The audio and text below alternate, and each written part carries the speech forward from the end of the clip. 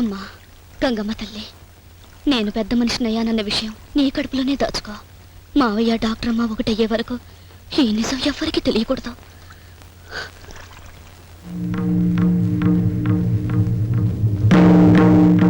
గుండు, బసవరాజు గారు పంచాయతీకి రాలేదే? ఒకళ్ళ నిశారణ చేయటం మా అయ్యగారికి అలవాటు కానీ ఆయన నిశారణ జరిపే మగాడు ఎవడూ లేడు మీ పంచాయతీలో. విన్నారా పౌరమత్ కబుర్లు? వేడితో ఏంటండి, కృష్ణవేణిని పిలిపించి 10 మందిలో ఏం జరిగిందో విచారిస్తే పోలా. నేను ఇక్కడే ఉన్నాను.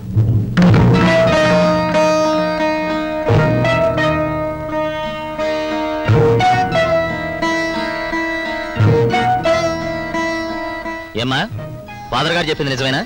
అవును, నేను చెప్పేది నిజం. నేనింకా పెద్ద మనిషిని కాలేదు. అయినట్టు మా నాన్న చెప్పింది అబద్ధం. కులాచార ప్రకారం మేనమావ చేత మాల వేయించినట్టు నమ్మించి రహస్యంగా ఆ దండలో తాళిపెట్టి తప్పుడు పెళ్లి జరిపించాడు మా నాన్న. ఈ పెళ్లి నాకిష్టం లేదు, మా మావయ్యకి ఇష్టం లేదు. ఈ పెళ్లి చెల్లదని తీర్పిచ్చి మా మావయ్యను డాక్టర్ అమ్మను కలపండి. సాక్షి విచారణ అయింది, అంతా వినండి. నువ్వు రాసుకోవా, తీర్పు చెప్తాను. బసవరాజు వయసుకు రాని తన కూతుర్ని పెద్ద మనిషి అయిందని అబద్ధాలు చెప్పి పెళ్లి చేశాడు కాబట్టి మన ఊరి కట్టుబాటు ప్రకారం ఈ పెళ్లి చెల్లదు. కనుక కృష్ణవేణి పెళ్లిగాని పిల్లగానే లెక్క. బసవరాజు ఈ క్షణమే గోపి ఆస్తినంతా గోపి కప్పజెప్పాలి. పోతే గోపి తన మనసుకు నచ్చిన డాక్టర్ అమ్మను పెళ్లి చేసుకోవచ్చు. మన ఈ తీర్పుకి బసవరాజు కట్టుబడి ఉండకపోతే రేపటి నుంచి మరెవరూ బసవరాజు పొలం పనులకు పోకుండా కట్టుగట్టి ఏలేయాలి. కృష్ణవేణి, నా బ్రతుకు గురించి నువ్వు ఆలోచించి ఇంత తెగుపుగా 10 మందిలో నిజం చెప్పావు. నీ బ్రతుకు నిలబెట్టడానికి నేను ఆలోచిస్తాను. నువ్వెప్పట్లాగే నవ్వుతూ ఉండాలి. ఏది, ఒకసారి నవ్వు నవ్వు. గోపి, ఇవాళ నాకు చాలా ఆనందంగా ఉంది. ఎందుకో తెలుసా? కులం మతం ప్రమేయం లేకుండా పెద్ద చిన్న ఒకరేమిటి, ఈ ఊరంతా నిర్మలకి నీకు పెళ్లి జరిపిస్తున్నారు. ఫాదర్, మా పెళ్లి కారణంగానే మిమ్మల్ని చర్చ్ నుంచి కోర్టు తీసి పంపించేశారు. దాందే ఉంది బాబు. అది కదండి, వాళ్ళని తీసుకొచ్చి ఆళ్ళ చేత తప్పు నొప్పించి ఆళ్ళ చేత తిరిగి మీకు కోర్టు తొలగిస్తాను. ఆ తర్వాతే మా పెళ్లి జరుగుతుంది. నేను వెళ్ళొస్తాను ఫాదర్. బాబు, పెళ్లి కొడుకు ఊరు దాటడం మంచిది కాదు. అయినా నాకు మతం ముఖ్యం కాదు బాబు, మనస్సు ముఖ్యం. నేను ఎడుతున్నది మతం కోసం కాదు, నీ మనసు కోసం. God bless.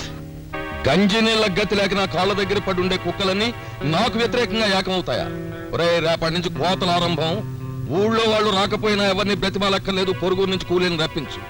మన దగ్గర అప్పులు తీసుకున్న ఎదవలందరినీ ఈ రోజు తిరగకుండా బాకీ కట్టేమన్నానని చెప్పు. ఊళ్ళో రేపటి నుంచి ఎవ్వరికి గుప్పెడు మెతుకులు దొరకకుండా చూడండి. మన మనుషులు పొలంలో దిక్కుండా ఈ ఊరు మనుషులు అడ్డుపడతారేమో. పడతారు. ఎంత ఖర్చు అయినా పర్వాలేదు, ఎంతమంది ఖర్చు అయిపోయినా పర్వాలేదు, నేను చూసుకుంటాను. తర్వాత ఆ గోపిగాడికి డాక్టర్ అమ్మకి పెళ్లార్పాట్లు చేస్తున్న లారెన్స్ గాడు అక్కడికక్కడే యేసుక్రీస్తు అయిపోవాలి. అంతేకాదు, ముహూర్తానికి ముందే ఆ డాక్టర్ అమ్మను అదే చర్చిలో సమాధి చెయ్యాలి. నువ్వు వెళ్ళి ఆ పనులు చూడు, నేను సేన్ దగ్గరికి వస్తాను.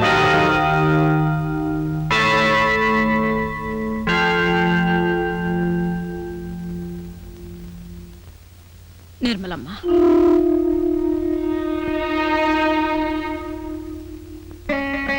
ఎవరేమైపోతారో, ఏ బతుకు ఎలా కొట్టుకుపోద్దో అంత అల్లకల్లోలంగా ఉంది. నువ్వు ఒక్కదానివే ఈ ఆపదను తప్పించగలవు తల్లి. నా తమ్ముడు నువ్వు కట్టుకుంటే నువ్వు ఒక్కదానివే సుఖపడగలవు.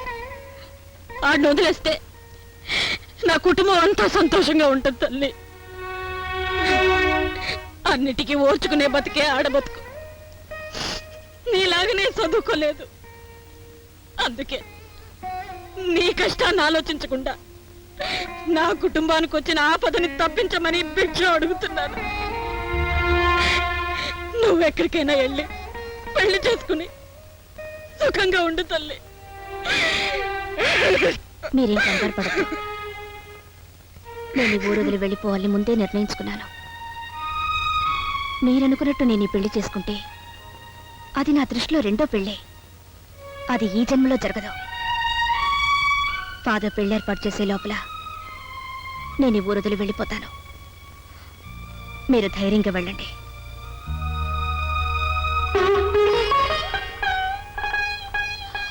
దేవుడా, ఎంత ఓర్పు గల బిడ్డ మా ఇంట్లో పుట్టుండకూడదా?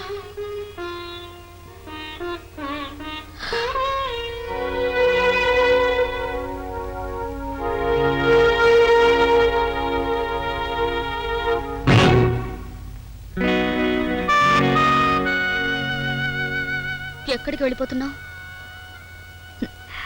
నేనెవ్వరికి అడ్డురాని చోటికి. ఇక్కడ ఎవరికి అడ్డం నువ్వు వెళ్ళిపోతున్నావు? కృష్ణవేణి, ప్రతి ఆడది గర్వపడేంత త్యాగం చేయడానికి సిద్ధపడ్డావు. నీలాంటి మనిషిని కష్టపెట్టి తాను సుఖపడాలని ఏ ఆడది కోరుకోదమ్మా. పెద్ద పెద్ద మాటలు చెప్పి నువ్వు తప్పించుకుందామనుకోకు. నువ్వు వెళ్ళిపోతే మావయ్య బ్రతకడు. నా గురించి నిన్ను వెళ్ళిపోమని మా అమ్మ ప్రాధేయపడొచ్చు. అది కన్న తల్లి స్వార్థం. మావయ్య కూడా అమ్ముంటుంటే, నిన్ను ఉండమని ప్రాధేయపడుంటే అప్పుడు ఏ నిర్ణయం తీసుకునేదానివి? మావయ్యని అభిమానించే మనిషిగా నిన్ను బ్రతిమాలుతున్నాను. నువ్వు వెళ్ళొద్దు, నువ్వు వెళ్ళొద్దు నిర్మల.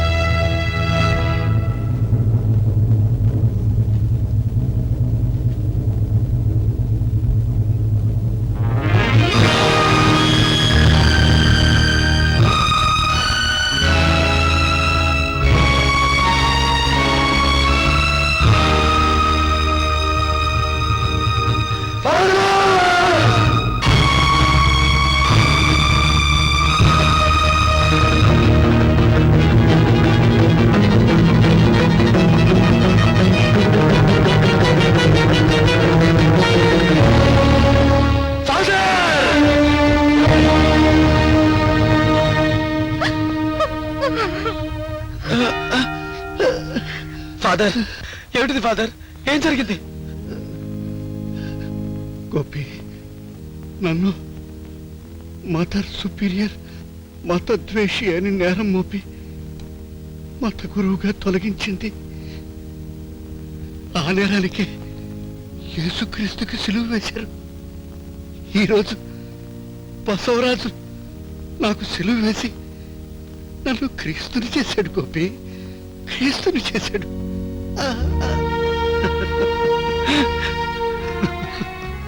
లారెన్స్, నన్ను క్షమించు.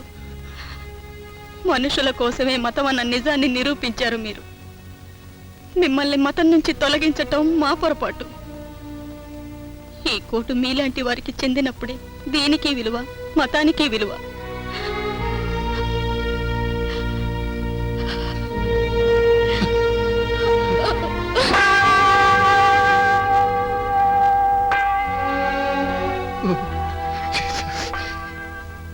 జీసస్. గోపి, బసవరాజు మారణ హోమానికి నేను బలైపోయినా పర్వాలేదు, కానీ నిర్మల ప్రాణానికి ఏ ఆపద రాకుండా చూడటం నీ బాధ్యత. చూడు బాబు, వెళ్ళు, వెళ్ళు బాబు. Jesus, Jesus.